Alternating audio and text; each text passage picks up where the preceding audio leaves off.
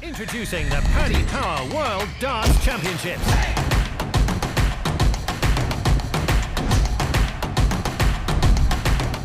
Brendan, many congratulations through to round 2 after a real battle there. Try and sum it up for us. Yeah, it was a struggle, massive struggle up there. You know, I was probably lucky I was playing somebody up there for the first time. I felt in a lot of the game he was a better player, but I felt maybe at the crucial time I'd done the right things. No more so than the 170 to go too clear. You know, it was major moment, but it gave me something as well as and maybe dent, you know, Tavis's confidence. But he came back in the next set, and you know, I tried to put him under pressure and go the whole hog in the set, and we did. But in the last leg of that set, he was brilliant. Like, so he didn't look like losing it, and I felt then I was in trouble in the next set. So to actually win the first leg of the last set was so massive for me. You know, it just felt that, you know, maybe it's for you.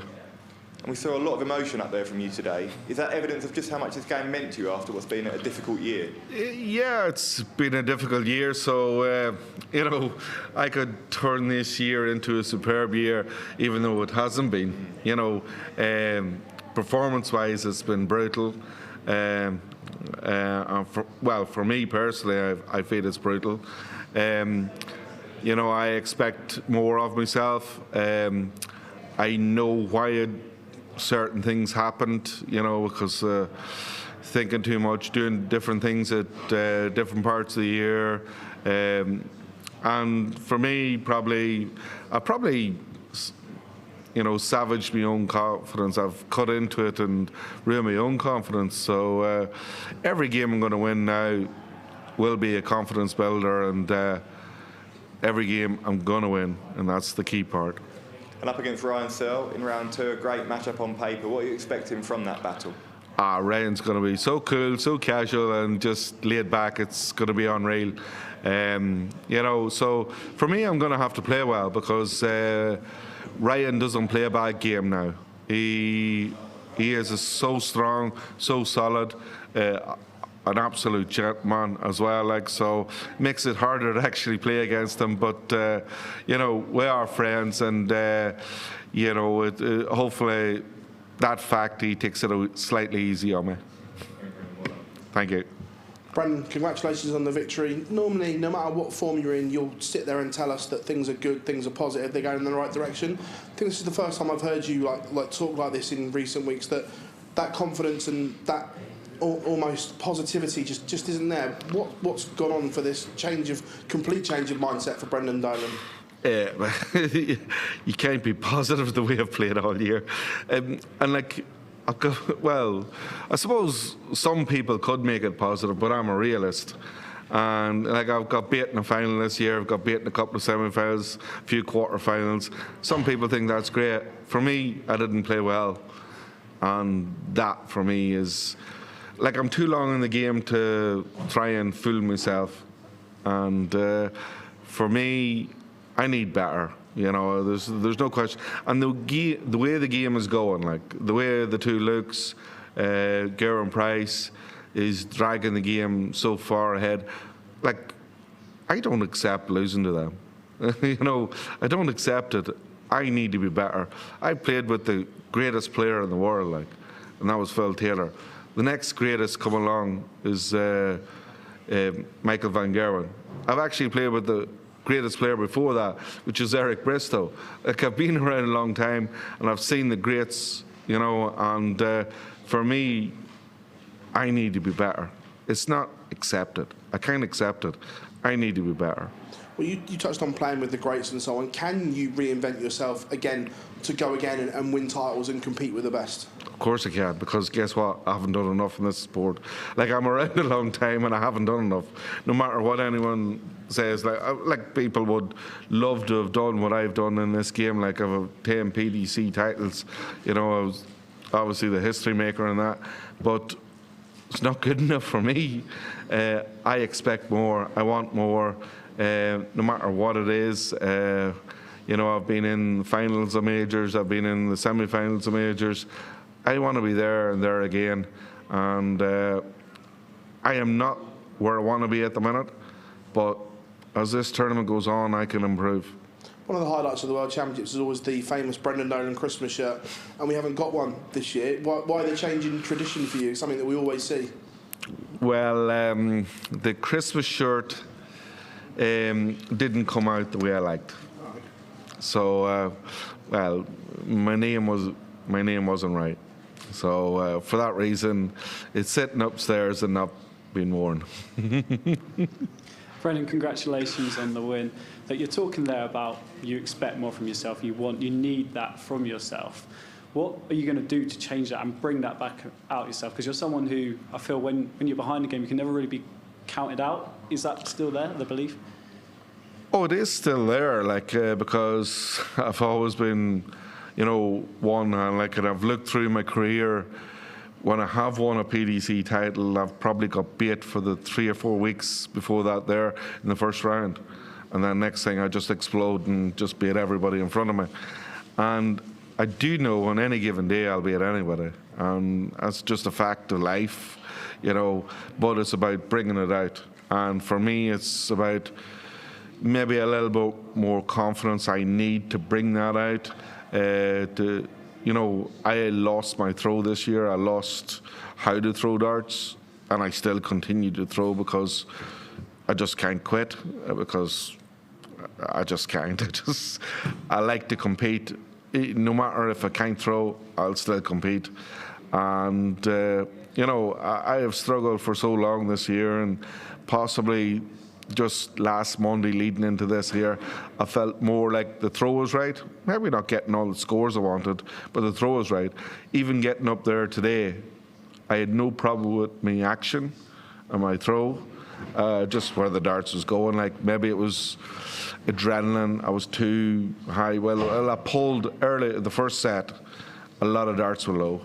And then next thing I tried to overcompensate.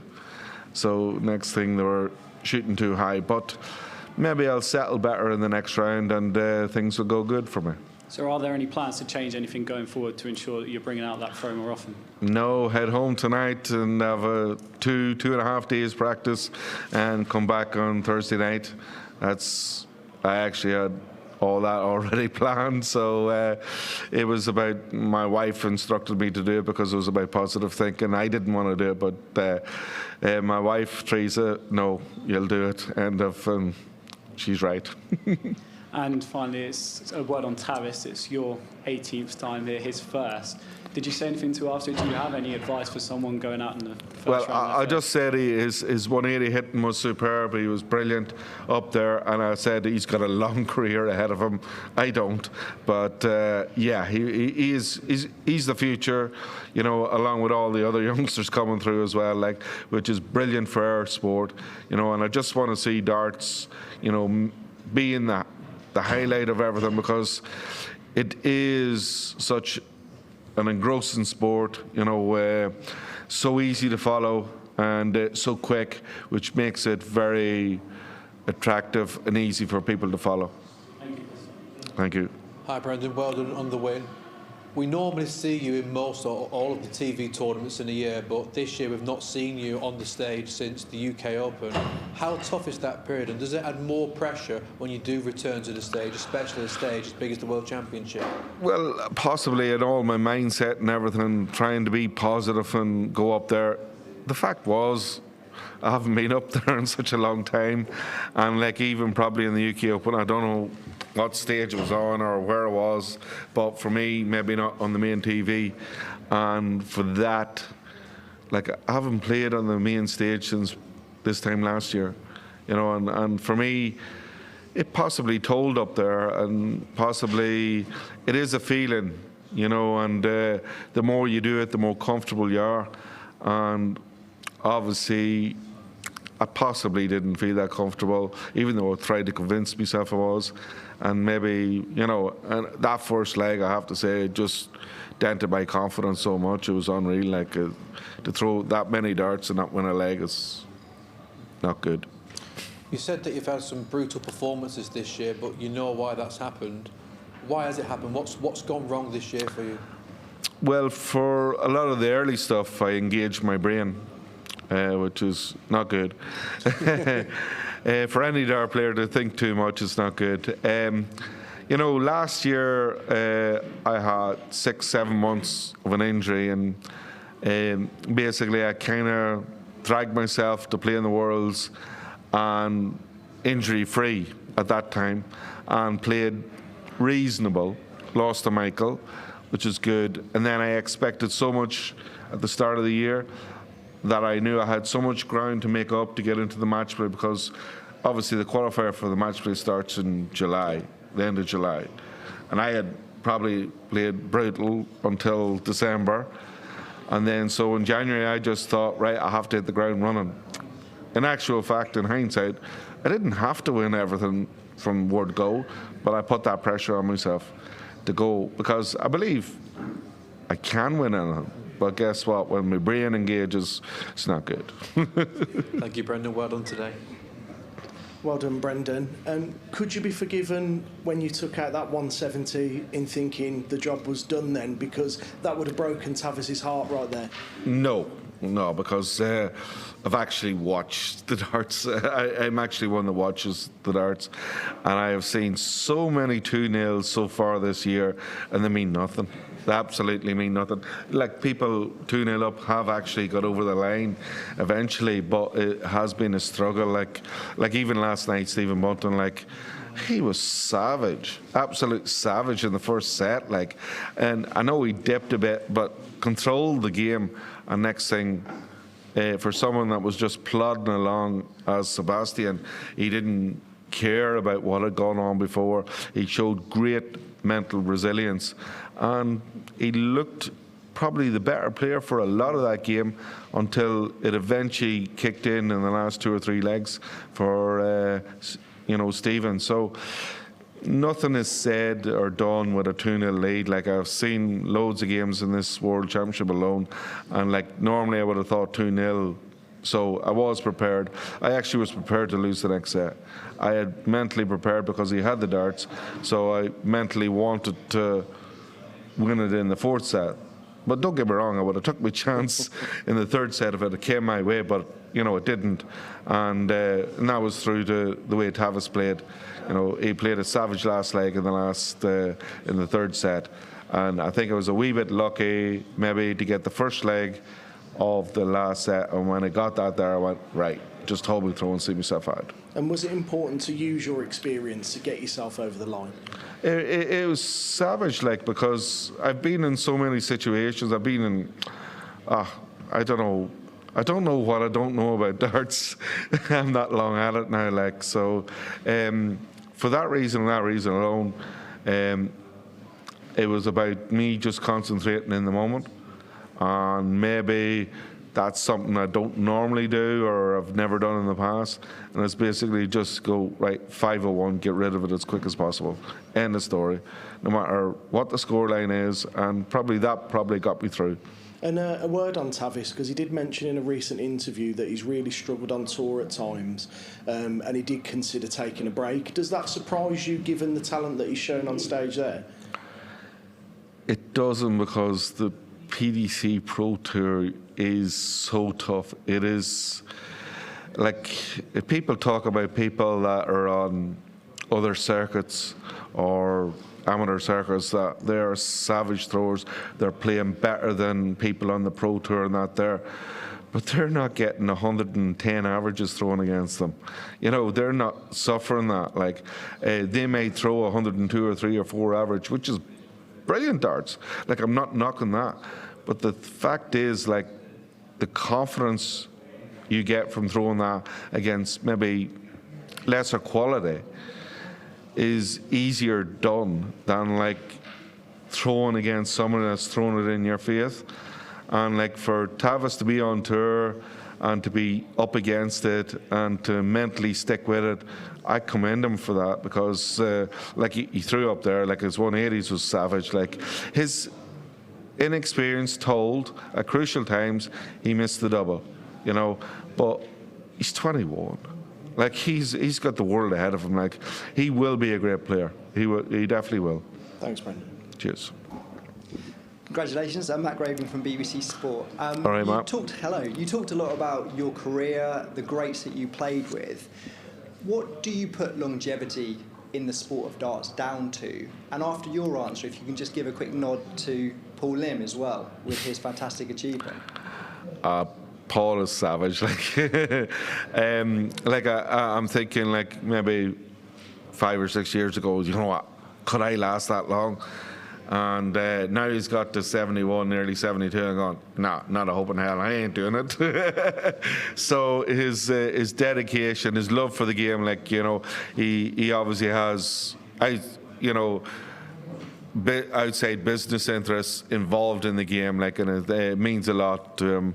And you know, I watched him on telly, like I'm a long time in the game, and like I used to sit as a young lad watching him on telly. I seen him hit the 9-darter against another Irishman, Jack McKenna, like all those years ago, and you know, it's unreal, and for him to still be battling, winning games.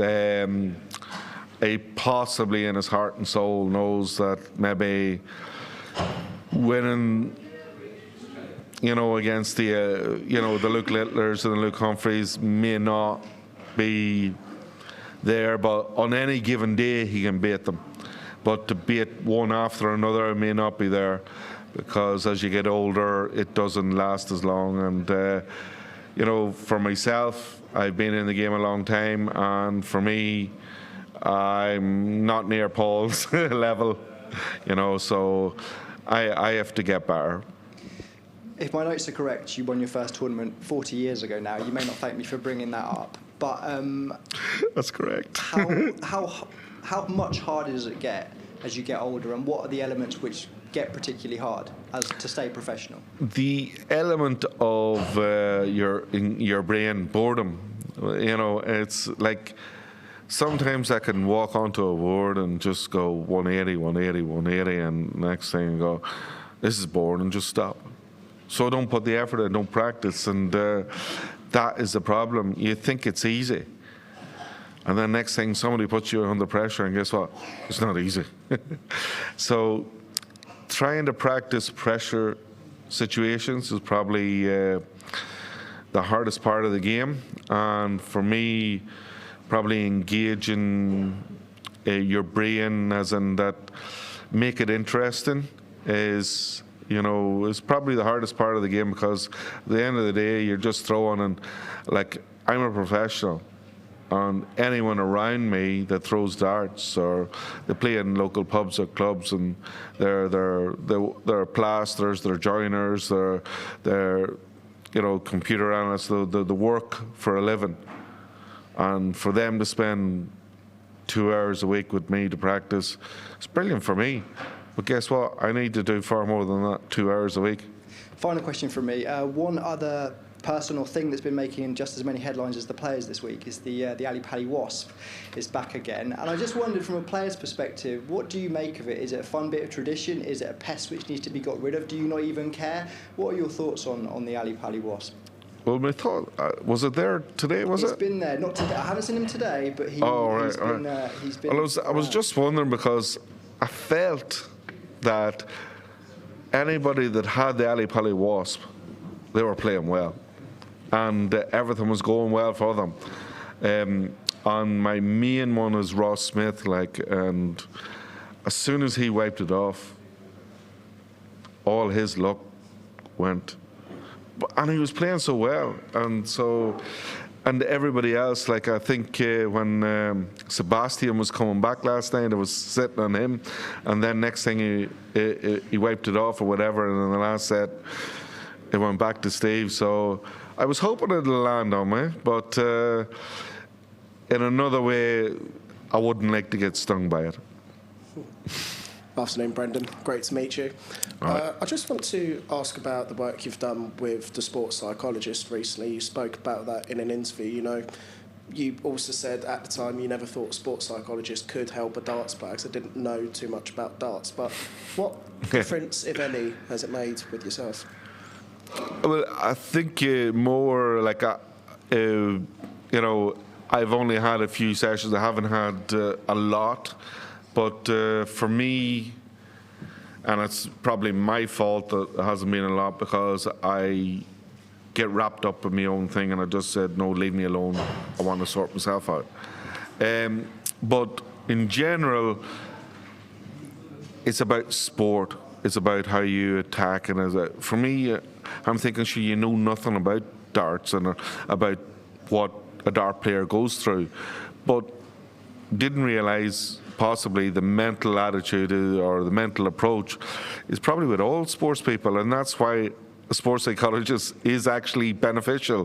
Whereas, you know, I'm actually open to that view now because I was so long I went, no, I'll get lost, you know. But as you get older, sometimes, you know, you can be changed, and for me, definitely it's about focus and concentration, and you give me little hints or little things to do that may help me, and for that I'm grateful. And you know, as this tournament goes on, I may actually, you know, ring them up to help me to improve again and get better and keep it going. Have you ever considered hypnotherapy as well? Because Stephen Bunting has spoken about how it's really helped him, from whether it's being on the stage to actually things like getting on a long flight and stuff like that. He credited his hypnotherapist as something which has really helped him. We're seeing more and more darts players do it now. Is that something you'd consider? I think him and Nathan has done it, but I understand why Nathan has done it, because he has a problem releasing the darts, and that is in the inner head or inner brain, I believe anyway, and for that, fair play, but yeah, I don't think it's for everyone. I don't think hypnotising me would do you any good. I have a blank brain at the best of times, so I don't think it's for me. But I wouldn't shoot anybody down that is doing it. I think, yeah, sure. I think Aspinall once said, what was it, averages for show and dollars for dough as well. That seemed to be the example today with Tungsten's really good 180 hitting and things like that. But considering experienced players like yourself, do you think you will always be a danger for the younger players just because of the experience you've got on the stage?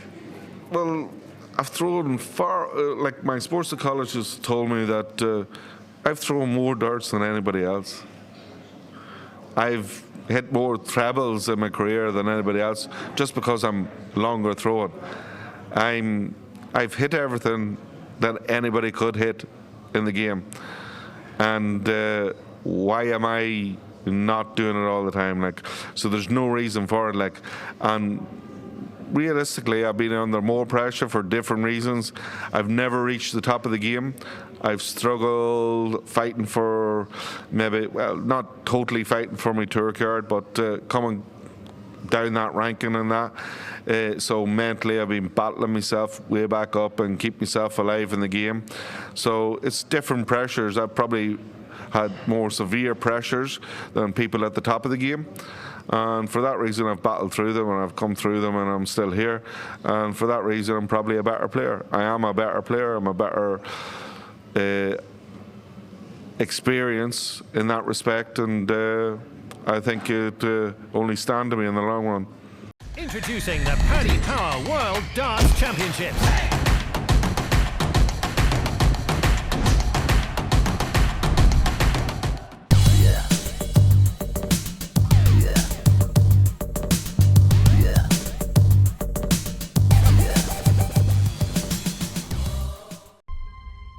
Change your